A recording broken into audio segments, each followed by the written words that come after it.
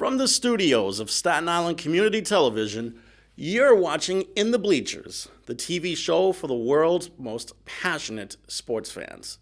Hello, everyone. I'm Jaime Hixson, joined by a special dear friend over the phone. I am the hardest, baddest, still sexiest man on cable access TV. Yours truly, Hector Bosa. Do you know why? You know, I went to Nevada and I made that earthquake done because I had two women in bed. That's why the earthquake came. I'm sorry. It had to happen. But here's the thing. So many things happening in basketball. Yep. So many things happening in soccer. Mm-hmm. So many things happening in baseball with trade line coming up. And the GM throwing a chair with all his coaches and managers being there. Plus, in football, who knows? Hockey seems pretty healthy, don't you think? So far, so good. The Rangers have had a very nice summer. The Devils have had a really nice summer. So have the Islanders. Now it's just a matter of what they're going to do by the time training camp comes around in September. Well, right now the Rangers are signing big guys like they used to. Mm-hmm. Not brawlers, but just big guys that could hit the board and could hit people. Mm-hmm. And, of course, their prized possession, Artemi Panarin, was the guy that they brought in. And they're hoping that he could be the sniper that they've been looking for the longest time. Well, you hope that the people that they sign actually work out. But, you know, it's like rookies. You don't know if you're getting something good or not. Yeah. Just because on paper and in other leagues they did fantastic. Mm-hmm. We know that, you know. And coaching and scouting has a lot to do with it. Yeah, they do. You know, and so far, the GMs on the Islanders, Rangers, and Devils have seemed to be doing very, very well. Yeah, ever since he took the job at the Rangers, I should rephrase that. Ever since he returned home, John Davidson has done some quick work to try and mold that roster into the style of play that he wants to see played this coming season. Of course, the guy I'm talking about is John Davidson, the guy that was the Ranger goalie for 4 years, who was their color commentator for a good 25 years, and now has cut his teeth as an executive with the Blues and the Columbus Blue Jackets, and now back with the Rangers, and he's done very well for himself so far.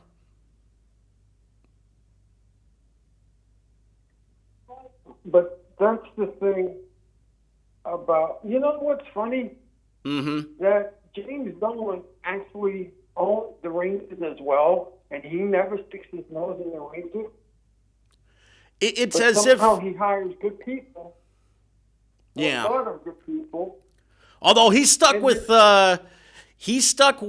what's his face a little bit too long, longer than Ranger fans could have wanted or hoped for. I'm talking about Glenn Sather. True. Hiring John Davidson was probably the first sensible move that he's made with either franchise.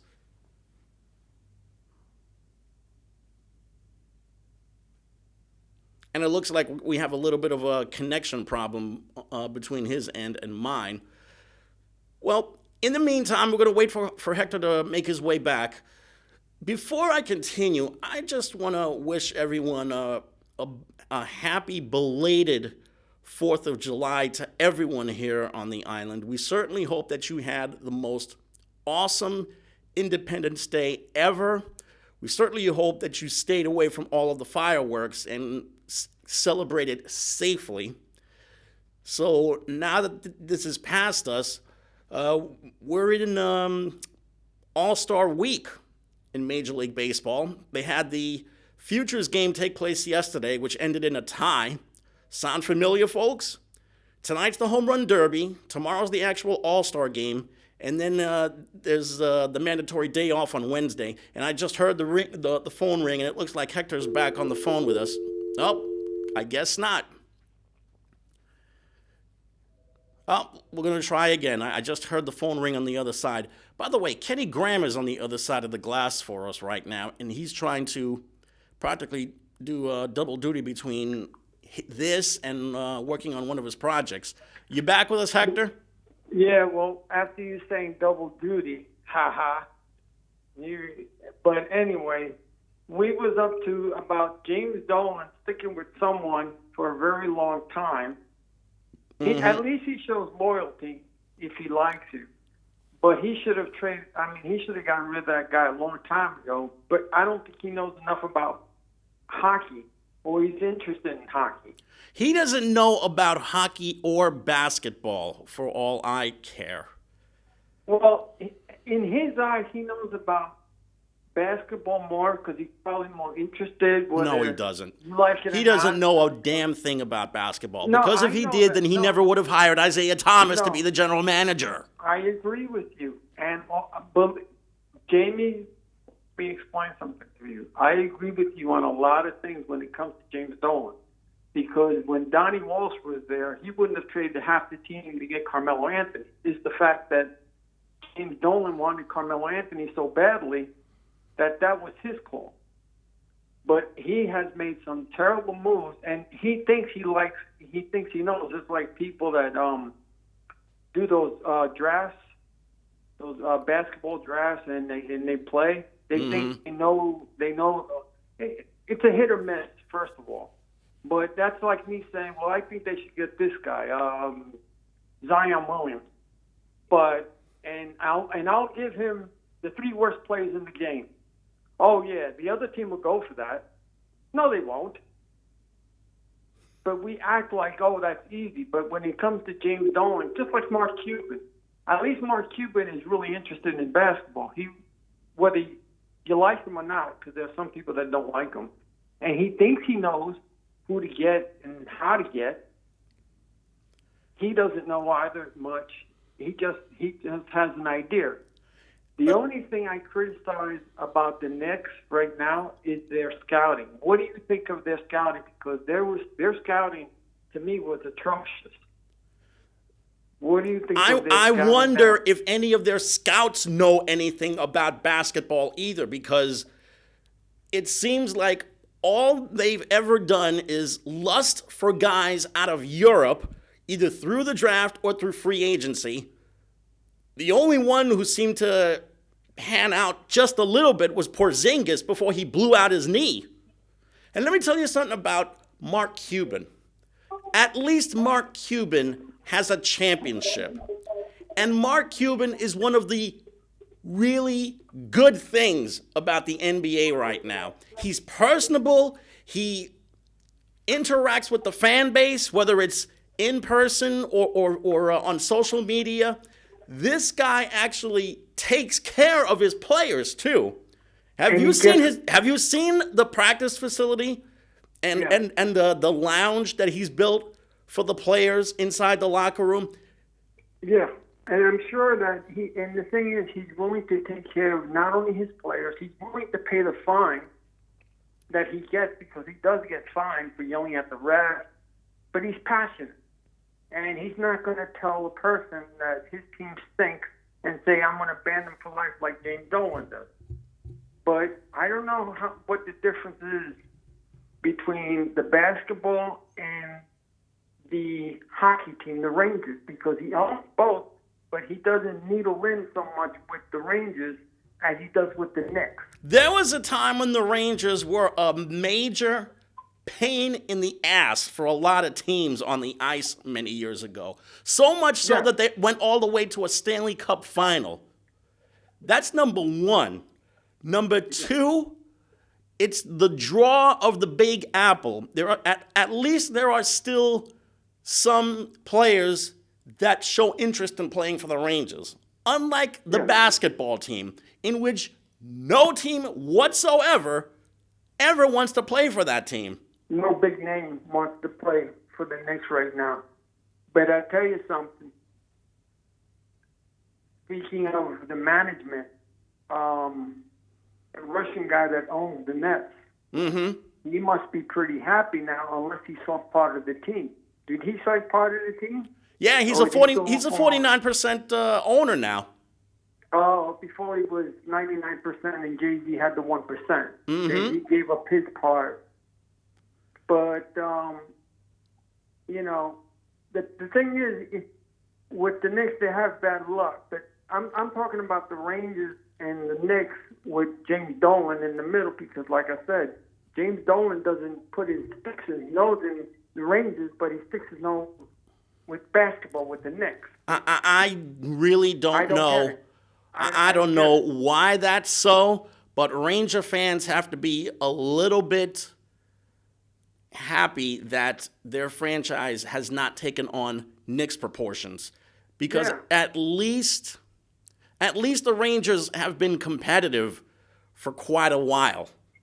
There was a time when the Rangers were one of the worst teams in the league. They once went 7 straight years without a single playoff game. Then after the strike hit, that's when things started to turn in their favor. Yeah, because right now, that's my whole point. I mean, they drafted R.J. Barrett. They drafted this other guy. Who knows if they're going to pan out? I don't know. I don't know how the Knicks are going to do. But I sent you some articles about... Yeah, I saw it. That was good. If they make the playoffs, this has to happen and that has to happen. Everybody's got to explode at the same time. Everybody's got to be great. That's the only way they're going to... They have to play out of their minds, and they have to have the best years of their lives in order for them to do anything. But with the Nets, what do you think of the Nets transitioning, getting Kevin Durant, getting Kyrie Irving, and do they get center stage now, or do the Knicks still get center stage even though they're the worst of the two? The Knicks will always get center stage, good or bad. As far as the Nets getting Kevin Durant, duh. Same thing with Kyrie Irving. And let me tell you, getting Kyrie Irving to be their point guard, talent-wise, he is head and shoulders above everybody else that plays the point, except for maybe Chris Paul, except for maybe a couple of other guys. But Kyrie Irving not only is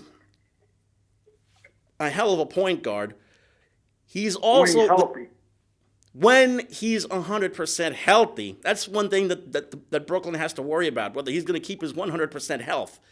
Not only is he a really good point guard, he's just a supreme scorer. He can shoot the three, he can shoot the mid-range jumper, he can create for himself and for teammates. The one drawback about him is sometimes he's a little bit too dominant with the ball. He really needs to pass the ball out a little bit more, because if not, then he's going to get all of this criticism going his way that he's just being too dominant with the ball. And there are plenty of guys on the Nets that he could get the ball to. And that trade to get rid of D'Angelo for the Warriors, That was basically a straight-up deal, Durant for D'Angelo, when you think about it. It's a real shame that Russell had to leave, because he probably had his best season as a pro this past year. But now I'm already hearing rumors that even though Russell signed his new deal with the Warriors, he might be on the trading block again, because he really does not fit what the Warriors are looking for. Do you think that they'll go to the Oklahoma Thunder and get Wouldn't that be something? Westbrook? Wouldn't that be something? Now you know what I'm reading. You know, the sports writers. You know what the sports writers are doing with Russell. They're doing what they did with Kevin Durant and Kyrie Irving, where he best fits, where he may go. And, of course, the New York Knicks always come up. They always come up in everything, the New York Knicks. They barely come up in anything good and barely come up in anything bad. Yeah. Depending upon how you look at it, Mm-hmm. you know? But they're saying that if he does go to the Knicks, I think that would be a bad trade. Yeah, it would be a bad trade. To the Knicks. That would be a bad trade because then you're getting a hefty contract. He's 33 years old, 32. He's about 30 or 31 years of age. 31 years old. If you had a team, he should go to a team that's ready to win, not a team that's in rebuilding mode. Now, if they do trade him, where do you think he'll line up, and who do you think they'll get rid? Who do you think they'll get for him? He should go to Lakers. Because that would be the best for him. That's going to be a little bit of an issue. Because if he goes to the Lakers, then that means he's going to have to work with 3 or 4 guys that are going to want the ball in their hands the entire time. LeBron, DeMarcus Cousins, Anthony Davis, and maybe Kyle Kuzma. Putting Russell Westbrook in there in that starting 5, I'm not really sure it would be such a great idea. Not only that, but who do the Lakers have to give away? I don't think they have anybody that would interest Thunder in a particular deal. The only way you can get rid of him, because the Knicks have the assets, because they were saying if you get Frank Ntilikina and 2 number 1 draft choices, you can get Russell. Yeah, right. Good luck with that. I don't think it's going to take just that kind of package in order to get Westbrook. Here's the reason why. And it makes sense to some degree. If you're just trying to get rid of him because you know you have to rebuild, and let's say it's in the middle of the season, and it's not in the beginning of the season, you're just trying to get rid of him. It's like having Zach Wheeler on the team. And instead of, getting him and then trade for, sign and trade, you'd rather just keep him and not get nothing for him. I don't think there's any, because the last thing I heard was Wheeler going to Boston Red Sox. Yeah, Zach Wheeler. And they're talking. They're still talking, the Mets and the Red Sox. And imagine if he went to the Yankees or to other top contenders, such as the Astros or the Tampa Bay Rays. I mean, these are teams that need, because Baltimore has nobody, first of all. They don't have no pitching that anybody needs at the moment that I know of. And the top 4 teams that are there are Dodgers, that I know, the Red Sox that has a chance to make some type of run or win the wild card. Mm-hmm. You have the Astros. You have the Yankees, of course. I don't know who I'm missing. I forgot which side of the league I'm missing, but I know I'm missing one other team. But I know that these guys need pitching. Yeah. And right now, who do you trade for? But with the Lakers, like you said, there's nobody out there. They don't have a team to trade. The Knicks, I wouldn't want them. I don't think I'd want them unless I can get someone else that I know for next year. But I'm not. You don't get Russell Westbrook unless you have a team that's built to win now. Well, here's another problem. Here's another problem. It's the team that he goes to. He's going to disrupt some team's offense in the worst way, because every time I see this guy with the ball in his hands, he very rarely passes the ball. And you look at some of the teams that are out there, he would never mesh with the Warriors because he would have to work with Curry and Klay Thompson, 2 guys who are always shooting the ball. The hot rumor that I've heard about is Miami and him being in the same backcourt with Jimmy Butler, who just signed a new deal with the Heat. Jimmy Butler and Russell Westbrook are two guys who need the ball every single time.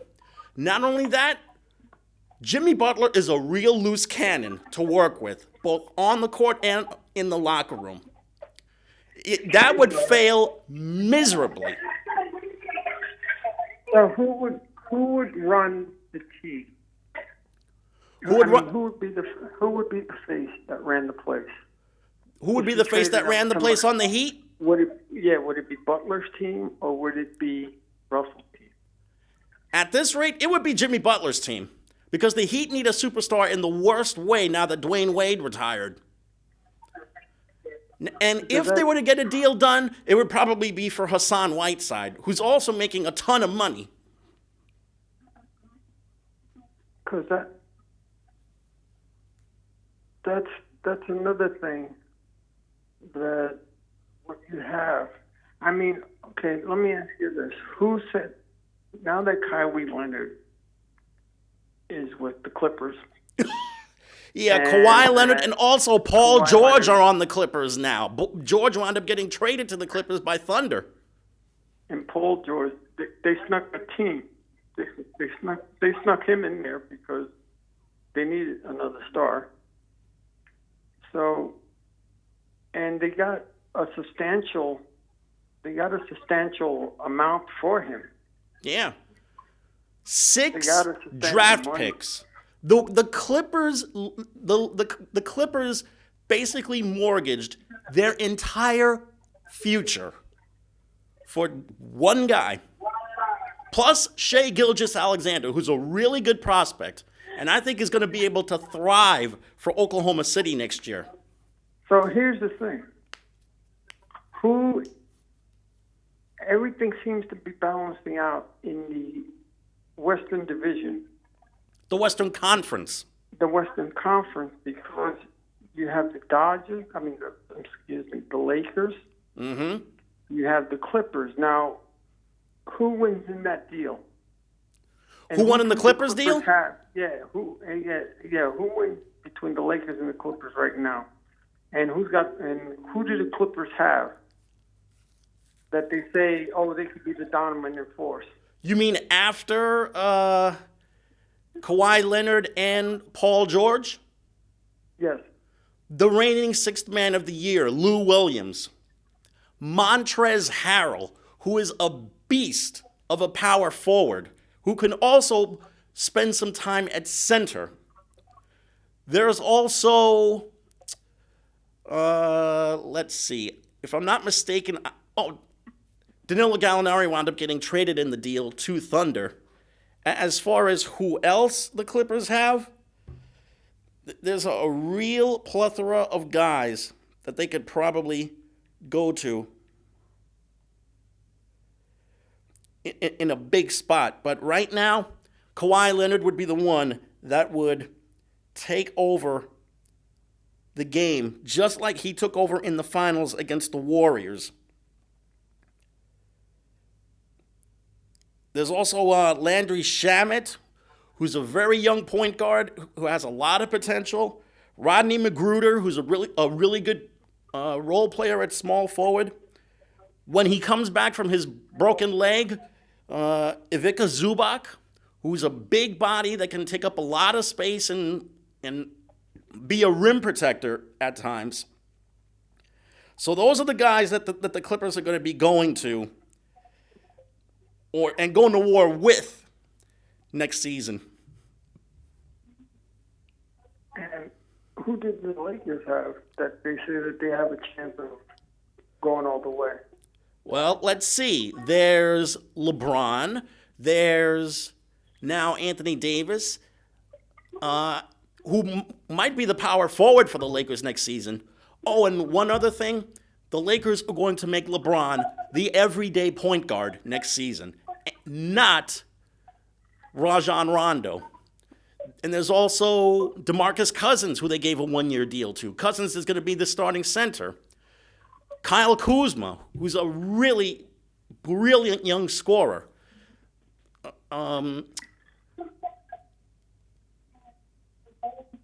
the guy that I mentioned before, Rajon Rondo, who's going to be playing a lot of minutes on the Clippers.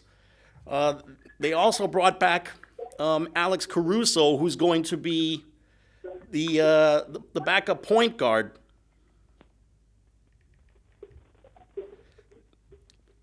I'm not sure, to be honest with you, I'm not really sure if they would win the title right away, but I'll say this. They're going to be death for a lot of teams next season. So who's got the better team? You mean among the Lakers or the Clippers? Both. I think the Lakers have the more dominant superstar, and I think they have a lot more monstrosity on the front line with Davis and also Cousins.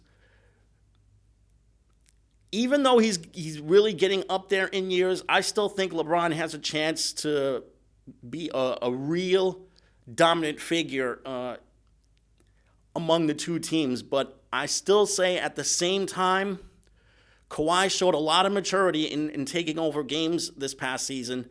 And also, he's got a really, really good supporting cast to work with, specifically Harrell and Williams and now George. I think the Lakers edge out the Clippers just a little bit because they have the more dominant superstar. Well, here's the thing.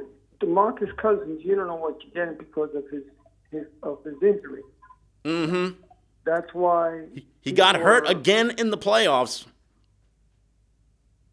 You know, and you don't know who you're getting. And the same with Durant. As the guy said in the beginning, he said, the first year you're not going to get him. Mm-hmm. The second year he's going to be rusty. Yeah. The third year he may do something. Now, if he comes back 80% or 75%, then he'll give you the outside shooting. He won't be the dominant player that you're going to get.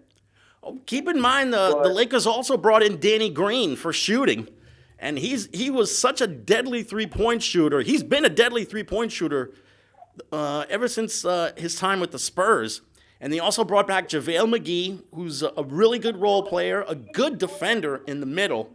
Plus, they stole Quinn Cook from the Warriors, and he could probably be the backup point guard as well. And also Jared Dudley, who played a really solid supporting role with the Nets this past season. He's now joined the Laker roster. So when you think about it, the Lakers have a lot of depth on their front line, whereas the Clippers, I think, have a little bit more athletic ability. But I'll take height and rim protection over athletic ability at any time.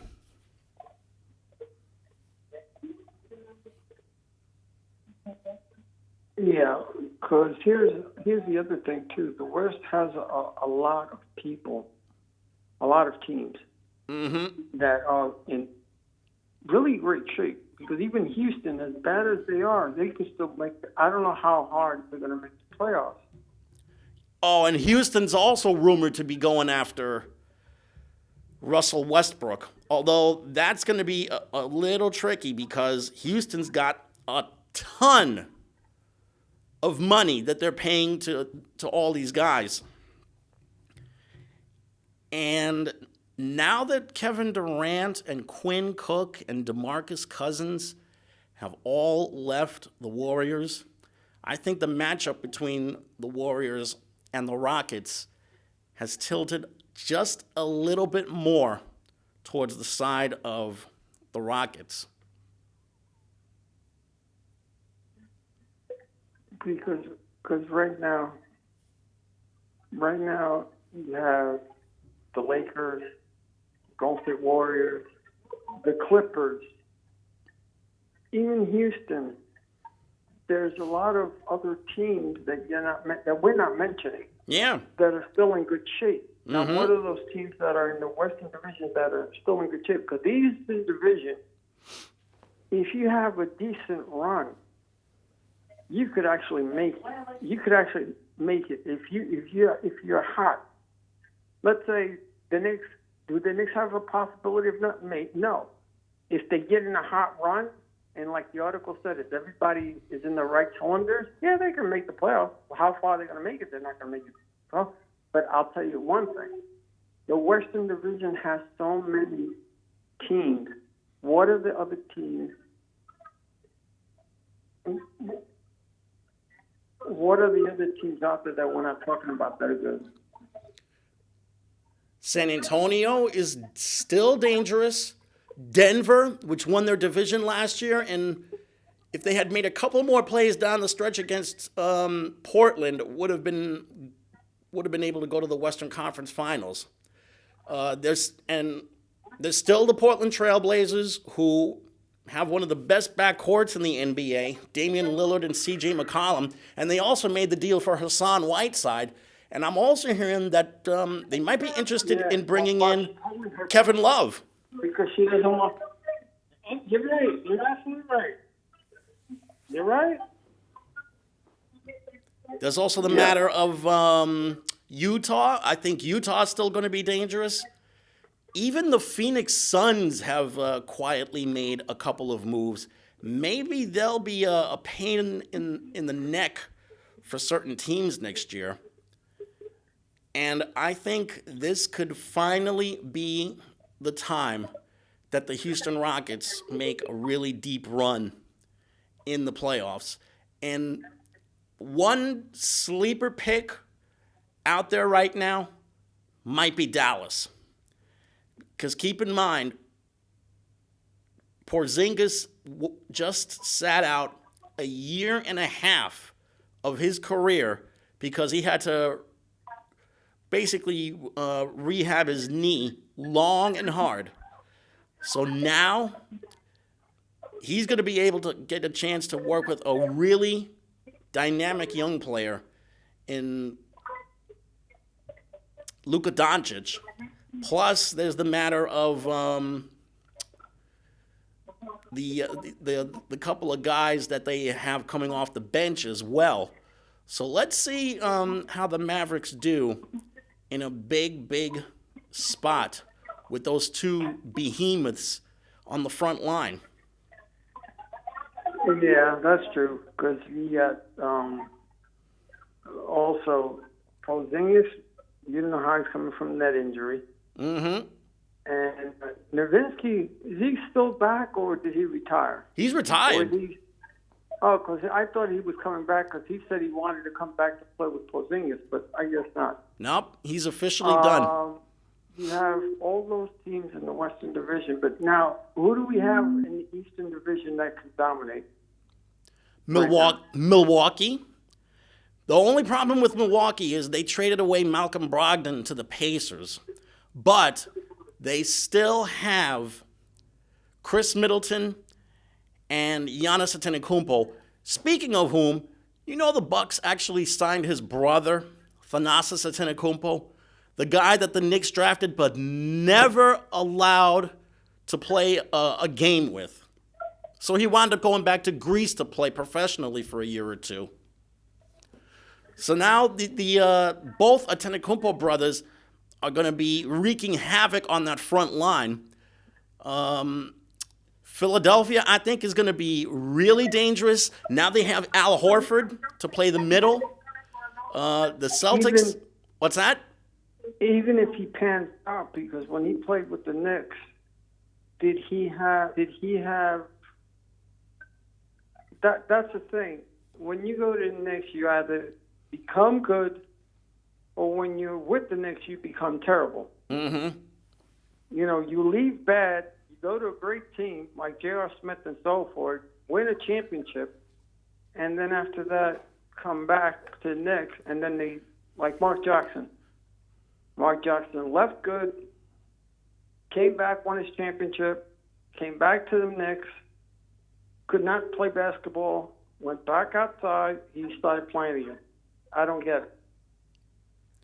Well, in the case of Thanasis Antetokounmpo, he was stuck in Westchester all this time and wasn't really allowed a chance to grow. He was never given a fair shake. Now he's going to be getting that with the Bucks, playing with his brother. Yeah, and next year he'll be leaving. You don't know if he's going to be there or not. But so you have Milwaukee, you have the Celtics. The Celtics, who now have Terry Rozier as the point guard. Oh, correction, Kemba Walker. Kemba Walker is now the Celtics point guard, so he'll improve them by leaps and bounds at the point. And they also have Enes Kanter, the ex-Knick, playing center now. So that's going to be a really interesting mix.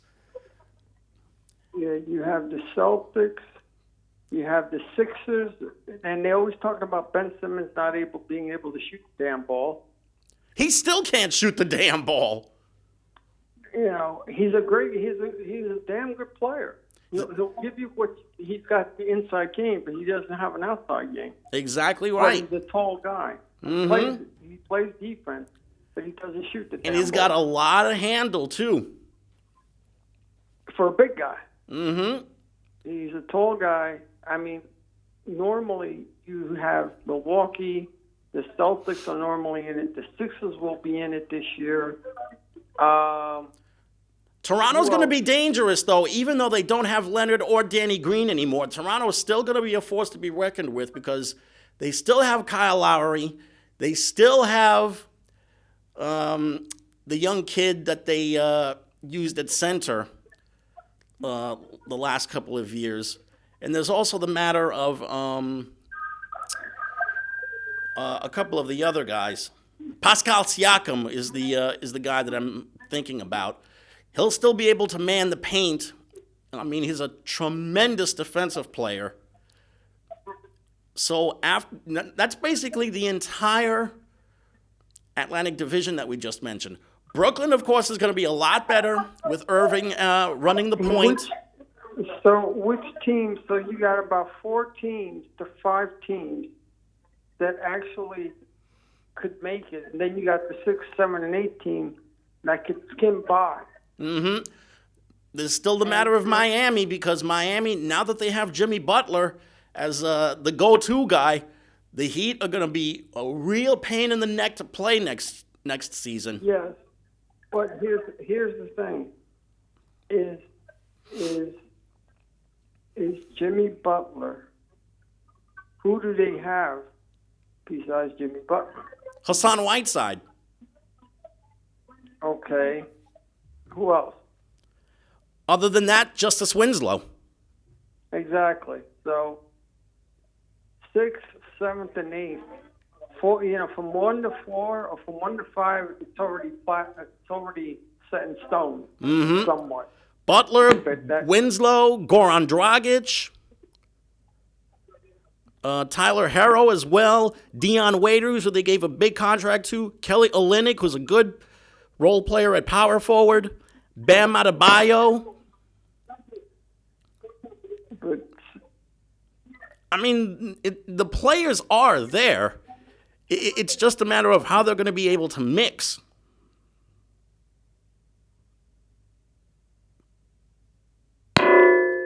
And unfortunately, we wound up losing Hector. So we're going to see if we can bring him back. To be honest with you, that entire league is going to be so wide open next season. I can probably list for you every single team that we mentioned. Both of the LA teams, the Rockets, the Spurs, the Jazz, the Denver Nuggets, the Portland Trailblazers, Sixers, Celtics, Raptors. The Brooklyn Nets are now in the conversation for challenging for a title. Miami. That's between 10 and 15 teams that could really make a serious challenge for an NBA title next season.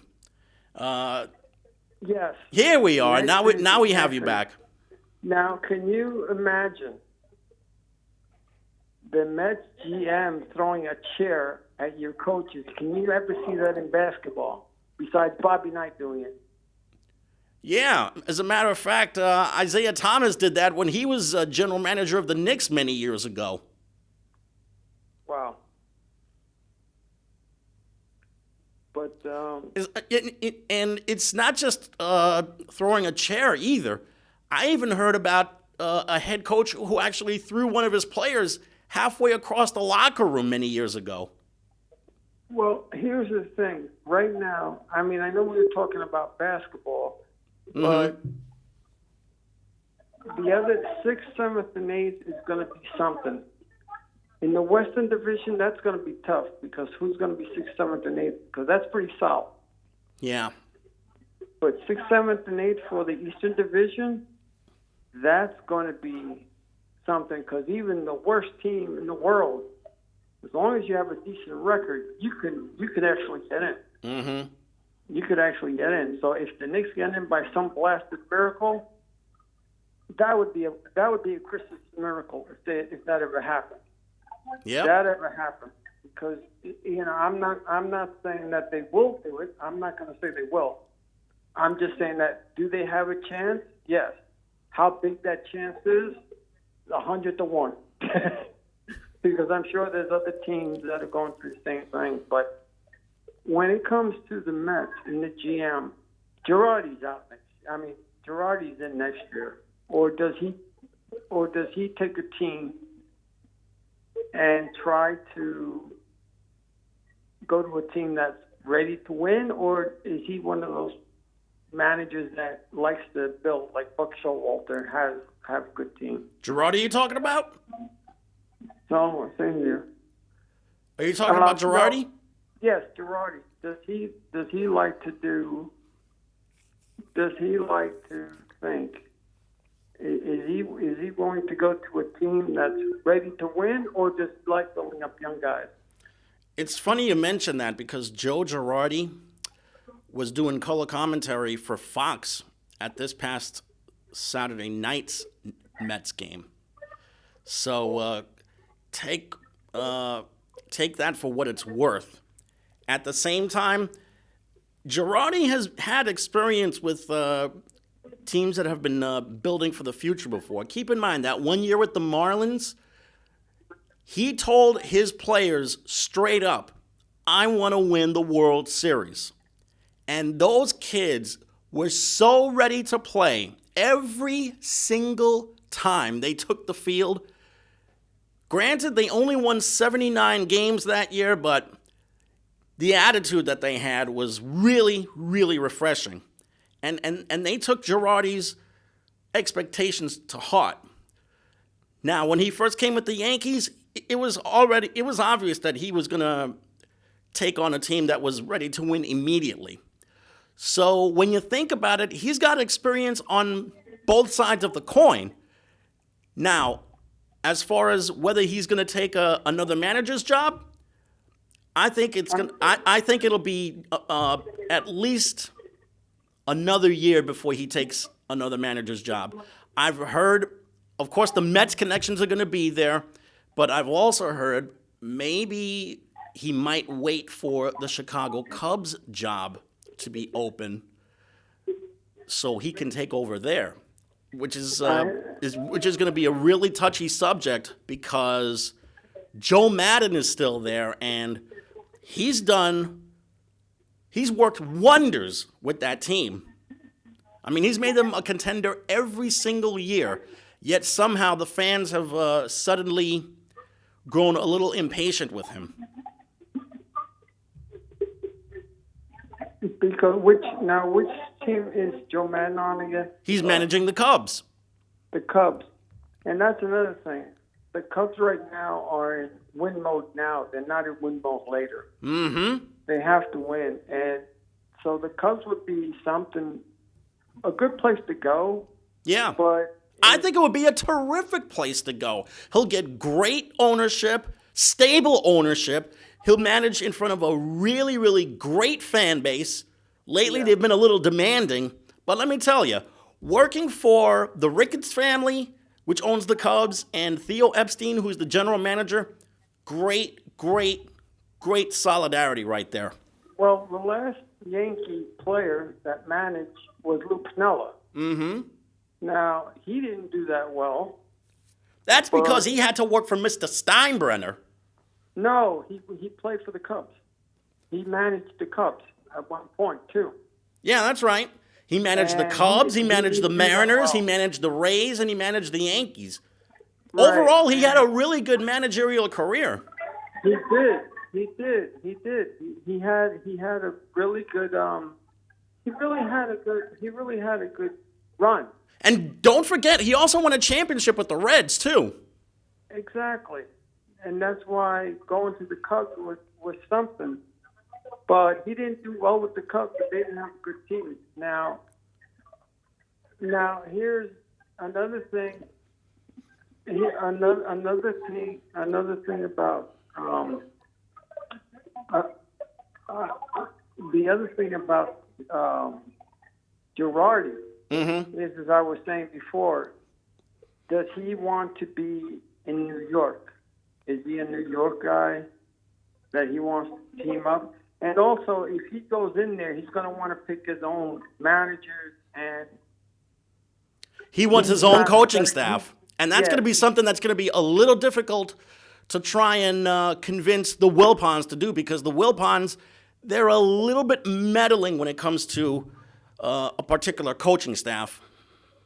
Well, here's the thing, and I'm sure that if he goes in there, he's going to demand certain things. Now, if they don't do it, then if he doesn't do it, then he's not going to be coach. Because I'm sure that, think of him as LeBron James. If you want me on the team, or Kawhi Leonard, if you want me, you have to bring in people. Plain and simple. Yep. Girardi is the same way. He's going to want to. I'm sure he's going to say, "Listen, I'm going to run the show, not the GM, not you guys. I'm going to tell you what I need. If you don't give it to me, I'm out." Plain and simple. That's it. Because I'm sure that's what's going to happen. Because when you go into a situation and you have leverage, then you have leverage and you have the pedigree of winning. Right. Then you got something. You got the leverage. You can demand all you want. Now, if they're willing to do it, then they're willing to do it. Right. Now, do the Wilpons, how badly do they want to win? That's the thing. I would like to think that they want to win very badly, but they've got a very strange way of showing it. Because Zach Wheeler, you either trade him or you sign him. Mm-hmm. Do you get rid of everyone of the pitchers to start from scratch and hope to God that you have great scouting? If you mean trade Jacob deGrom and Noah Syndergaard, the answer is hell to the no. Those guys are their only hope of some kind of future for that team. Because my thing is, and one person, I think, forgot what radio station, said, how is it possible that you can, if you have a good pitching staff, but then you don't have a good hitting, and then when you have good hitting, then you have a bad pitching. Now, that's been happening for years. When have you seen a team have both? The 98 Yankees were pretty good. That grew up together. That you could say that came up together. That they started from rebuilding stage and they just came up. The 1998 Yankees were pretty good. They had the pitching and the hitting. Yeah. Don't forget, Bernie Williams won a batting title that year. And if I'm not mistaken, I think they had 3 guys that were 18 to 20 game winners. They had Pettit, they had Cone, and they also had David Wells.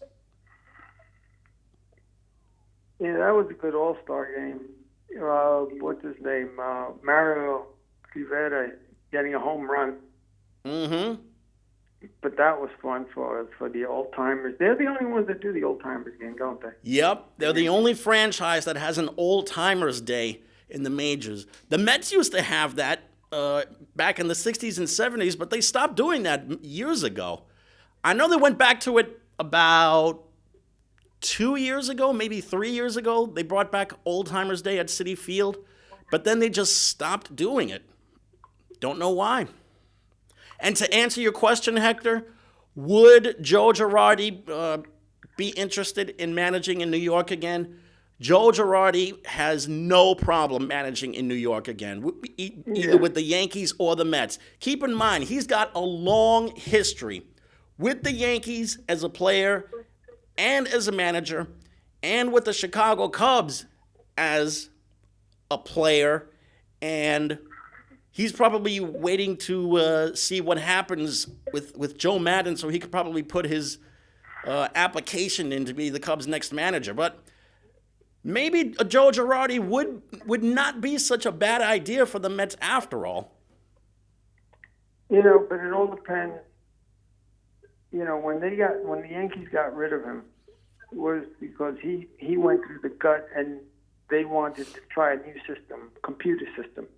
Yeah.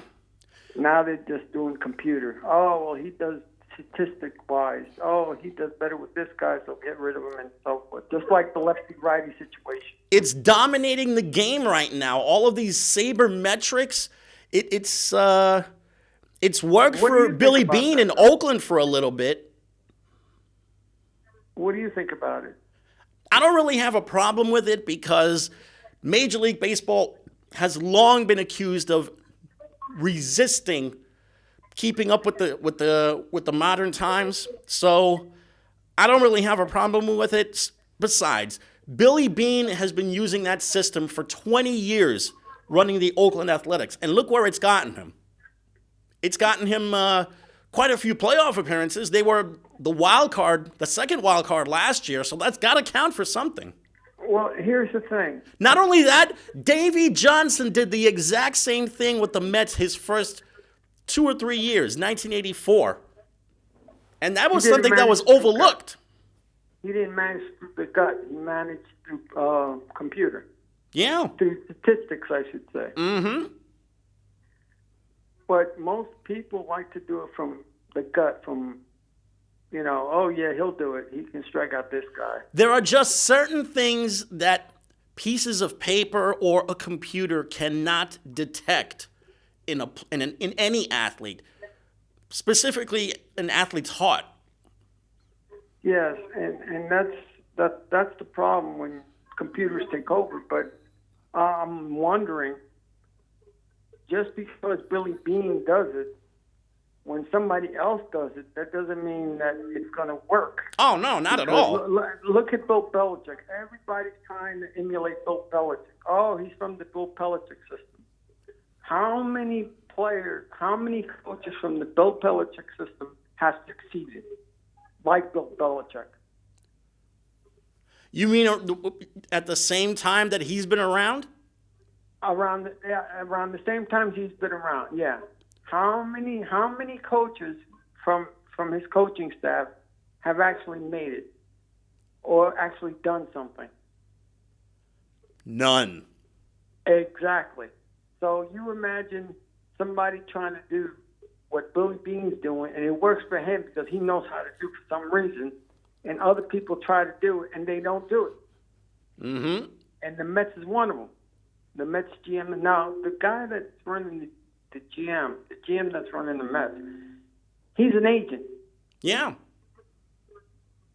He's an ex-agent now. He had to give up his agency because that would be a conflict of interest. Mm-hmm. But how can an agent? That's like me wanting to run the team. Anybody can run a blaster team. Anybody can run the team. Anybody can. I can say, oh, this guy's good. Oh, but it would be a gut or statistics and so forth. They all have to blend in. But it's a tough situation when you're trying to replicate something that works for someone. It doesn't work for anybody else but him. I think it's a lot tougher to run a team than you might think, Hector. Not anybody can run a team because these guys have to be responsible for these players' salaries and their livelihoods. They have to see whether they can find a place for them on the roster. And some of these guys have spouses and kids that have to be considered as well. And the same thing with the coaches, too. The coaches have to be pretty much looked at with a microscope. And this is a good 15 to 20 hour job that these guys have to do. And they also have to deal with agents. They have to deal with other general managers. They have to attend winter meetings.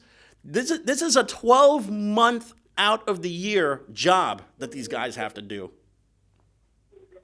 You know, it's a lot to take in, you know, but and you have to have you have to have the stomach for a job like this. Well, if you have a good team, I think anybody can run if you're halfway decent smart, because when you listen to some of these guys on the sports shows, they're experts. Mm-hmm. Everybody's an expert. Haven't you noticed that when you listen to sports talk show, everybody's an expert? Oh, well, I would have done this, and the other thing. And sounds more like everybody's a critic than everybody's an expert. Yeah. Oh, to me, everybody's an expert, because if you hear them talking, some of them actually make sense, and some of them don't make sense. Mm-hmm.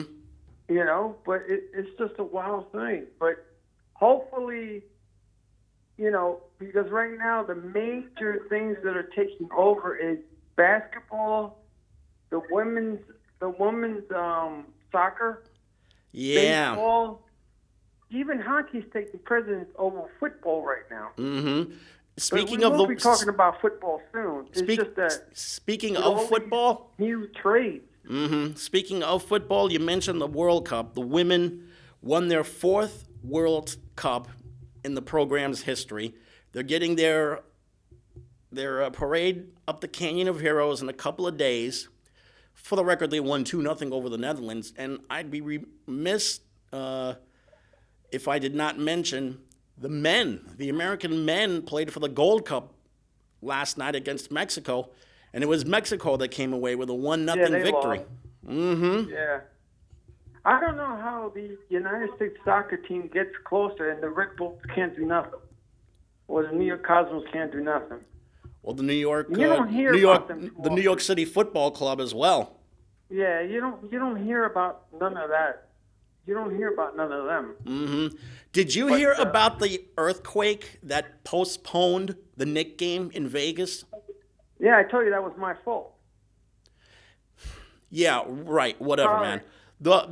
Seriously, there was a 7.3 Richter scale quake that not just hit Vegas, but also a lot of Southern California.